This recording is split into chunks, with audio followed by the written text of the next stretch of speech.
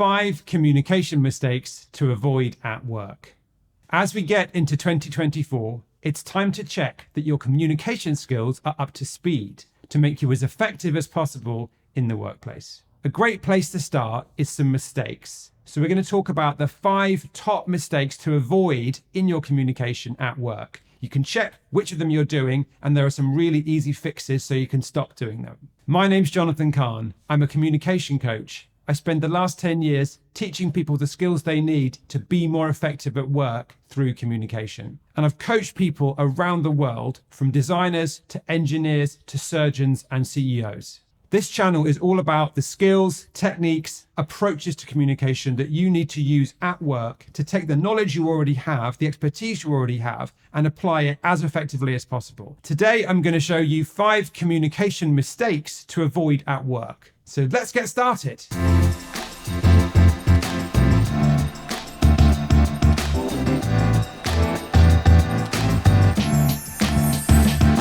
Here are the top 5 communication mistakes to avoid at work. It's going to give you some quick fixes and some reminders of the things you're already doing well. So as you listen to these 5, think, am I doing this? Do I ever do this at work? If I don't, that's fantastic, great job. If you do this sometimes, don't panic, there's a quick fix. Keep watching to the end and I'll show you a simple communication technique that can double your effectiveness. So here are the top 5 communication mistakes to avoid at work. Number 1, using the wrong channel. How many arguments or disagreements have you seen at work on email threads or on chat threads or on instant message? Maybe you've been involved in an argument via email or via chat. Now think about how many similar arguments you've seen in face-to-face meetings or Zoom calls or phone calls. I bet it's way fewer. Now, why is that? Why do so many arguments and disagreements and misunderstandings happen on email, on Slack, and on text message? In business today, a lot of communication happens via text. Now, these apps are fantastic for certain kinds of business, for keeping people up to date, for making sure everyone's on the same page, and for giving minor feedback, things like corrections or mistakes. Text channels like email and Slack have a fatal flaw. There is no way to check for understanding. Crossed wires are a built-in feature. It's almost guaranteed that somebody will misunderstand somebody else. To use an engineering term, communication is lossy. The message that you want to send is never going to be received exactly as you intend it or as you want it. And that's because language isn't fixed and people interpret it differently. It doesn't mean you're a bad communicator if what you say is misinterpreted. It's normal. It happens to everyone all the time. But if we use channels that don't allow to check for understanding, then we're never going to find out that we've been misunderstood. That's why you have so many disagreements, arguments, misunderstandings that are unnecessary via email and Slack and instant message. It's really common to misinterpret a message when you're reading it via text because the person isn't there for you to check, and your mind races and you make assumptions and there's no way for you to see what it is they want. And the other thing is that when you can see someone's face, when you can hear their voice, it's much more difficult to imagine that they're trying to undermine you or they have a very different view from you. They might do, but when you're there and you're looking at them, there's much more chance for you to think, well, maybe this actually is a communication issue. Maybe I didn't understand why they said that. Maybe I'll check. So the pitfall here, the mistake here, is to choose the wrong channel. You need to think about, what is my goal with this piece of communication? Is it routine? Is it background? Is it just keeping someone up to date on things they need to know? In that case, that's fine. Put it via email, put it via Slack, fantastic. But if this involves creativity, different perspectives, any chance of misunderstanding, or the need to understand where someone else is coming from, it's much better if you can choose a channel that gives you a better chance of success. And that channel is going to be the best option. It's going to be face-to-face meeting, if that's possible. But if not, Zoom or video is much better because you've got that space and time to check and you can see their face. And if that's not possible, an audio call is still way better than email because you've got the chance to listen to how they are hearing you and to ask, can we just go over that one more time? Let me check that I understand what you mean. And that's easy to do via a phone call. So think this year about which channel you want to use and use the one that's more likely to get you the outcome you need and less likely to get you stuck in arguments that are completely pointless and unnecessary because they're based on misunderstandings. Pitfall number 2 is panicking. How often do you panic at work? When you need to update your team on your progress? When someone asks you, what do you think? Or even when you're about to give something you've prepared like a talk? It's common to feel anxious when you need to speak in front of other people at work, especially when there's more than one of them in that audience. This happens to almost everyone. There's nothing wrong with anxiety, and you can't stop it from happening.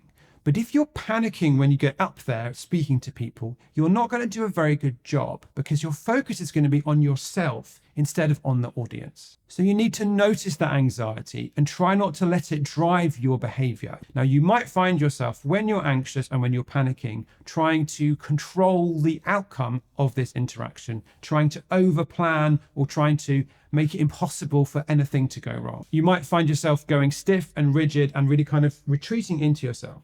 Now, if this happens, what you're really trying to do, what your body's trying to do there is to prevent yourself from being affected by other people. You're trying to control what happens via this kind of over preparation or kind of closing off to input.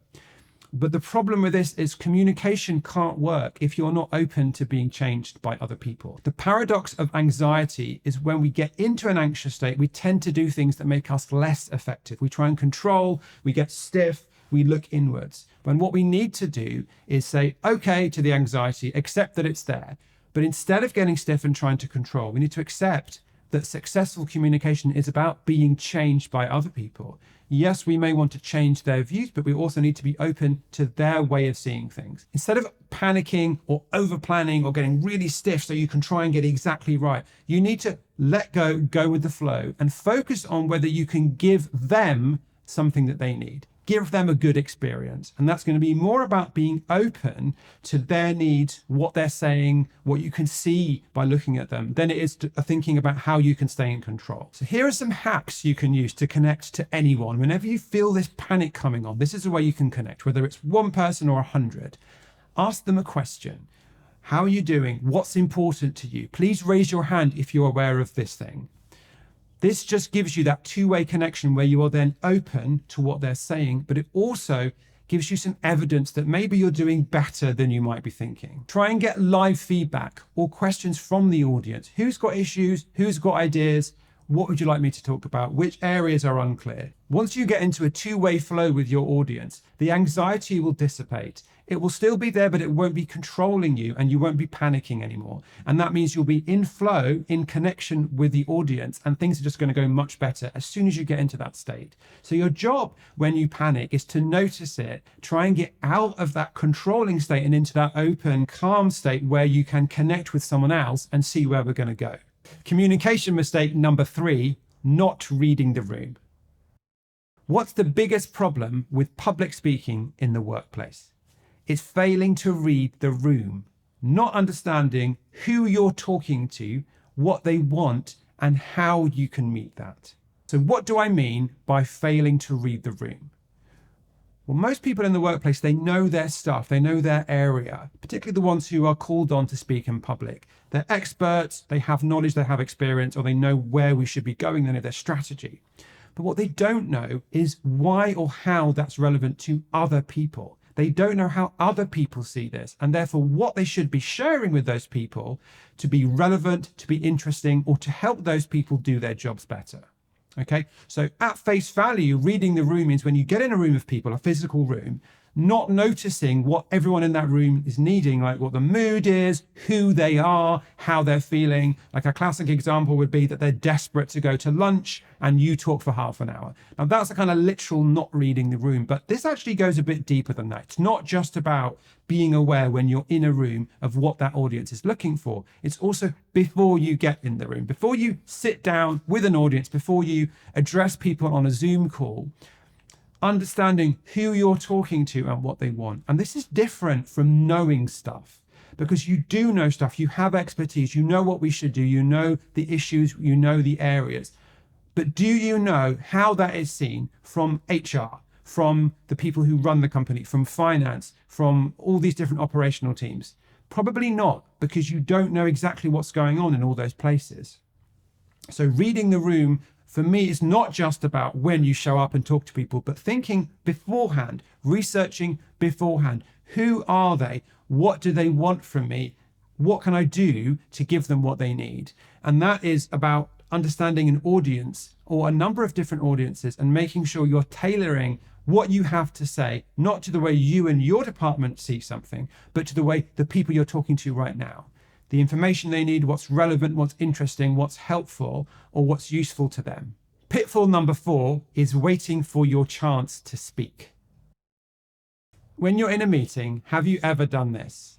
As other people are speaking and saying things, you think about what you want to say, kind of prepare your comments, and then wait for a gap. Wait for that gap where you can say something. Or have you ever done this in a conversation where someone's talking to you directly about something and all you're really thinking about is what you want to get to and how you're going to be able to fit that into what they're saying?